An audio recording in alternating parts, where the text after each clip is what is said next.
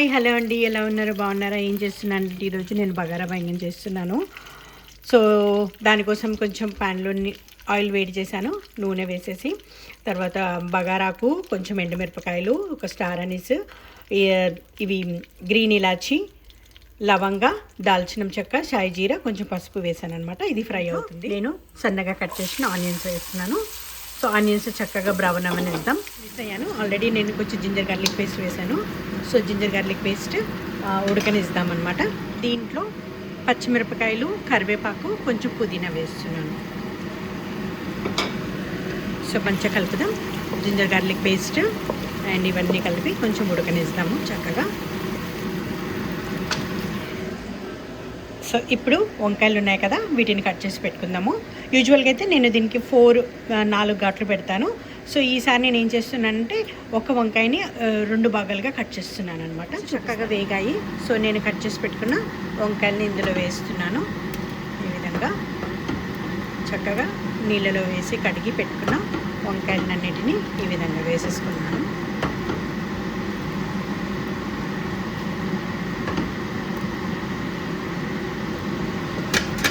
కలుపుదాం. కలిపేసి ఇంకా మిగతా ఇంగ్రీడియంట్స్ అన్నీ చక్కగా యాడ్ చేసుకుందాం. కావలసినంత ఉప్పును యాడ్ చేస్తున్నాను.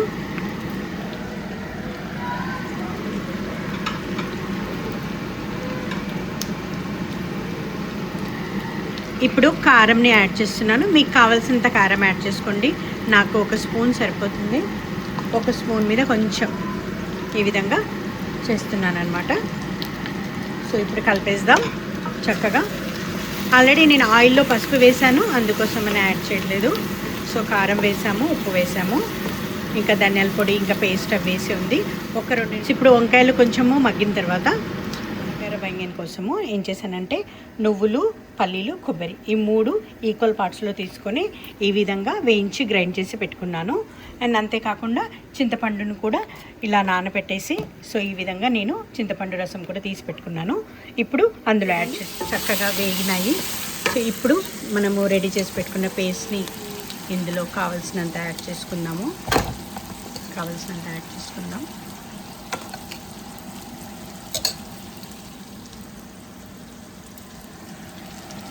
తర్వాత ఇదిగో ఈ చింతపండు పులుసుని కూడా ఇందులో పోసేస్తున్నాను. ఇప్పుడు చక్కగా మిక్స్ చేసుకుందాం. పేస్ట్ అంతా వేసిన తర్వాత మనకి కావాల్సినంత గ్రేవీ కోసము మీకు ఎంత గ్రేవీ కావాలనో అంత యాడ్ చేసుకోండి. ఎందుకంటే గ్రేవీ చిక్కు పడుతుంది. నాకు ఇంత చాలు గ్రేవీ. సో ఇప్పుడు మీకు ఉప్పు కారం కావాల్సి అడ్జస్ట్ చేసుకోండి. ఇప్పుడు నేను కొంచెం కారం పడుతుంది, సో నేను కొంచెం కారం యాడ్ చేస్తున్నాను. తర్వాత 2 స్పూన్లు ధనియాల పొడి యాడ్ చేస్తున్నాను. సో దీంట్లో ఇంకా గరం మసాలా మనం యాడ్ చేయాలి. సో ఇప్పుడు మాత్రం నేను మూత పెట్టేస్తున్నాను. సో ఈ విధంగా చక్కగా కలిపేసి మూత పెట్టేద్దాము. మీడియం టు లో ఫ్లేమ్లో పెట్టేద్దాము. ఒక 10 మినిట్స్ నుంచి మీడియం టు లో ఫ్లేమ్లో ఉడుకుతూ ఉంది. చూడండి మొత్తం చక్కగా ఉడికిపోయింది. కలిపి చూస్తున్నాము. మొత్తం అయిపోయింది. ఇంకొక 2-3 మినిట్స్ లేకపోతే 5 మినిట్స్ ఉడికితే చాలు. నాకు ఇంత కన్సిస్టెన్సీ సరిపోతుందన్నమాట. సో ఈ టైంలో మీకు ఉప్పు ఏదైనా తక్కువ ఉంటే మీరు చూసుకోండి. సో ఇప్పుడే నేను ఫ్రెష్గా గ్రైండ్ చేశాను గరం మసాలా. సో గరం మసాలా వేసేసుకుందాం. చక్కగా గరం మసాలా వేసేసుకుందాం.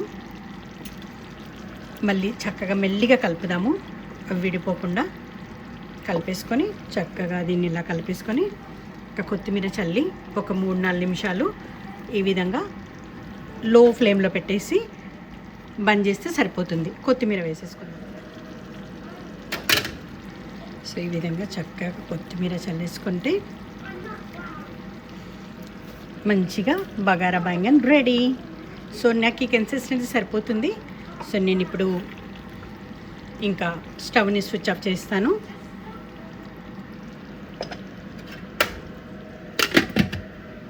ఇంకా ఈ వేడికి అలాగే ఒక 5 మినిట్స్ అలా వేడికి ఉండనిస్తాము.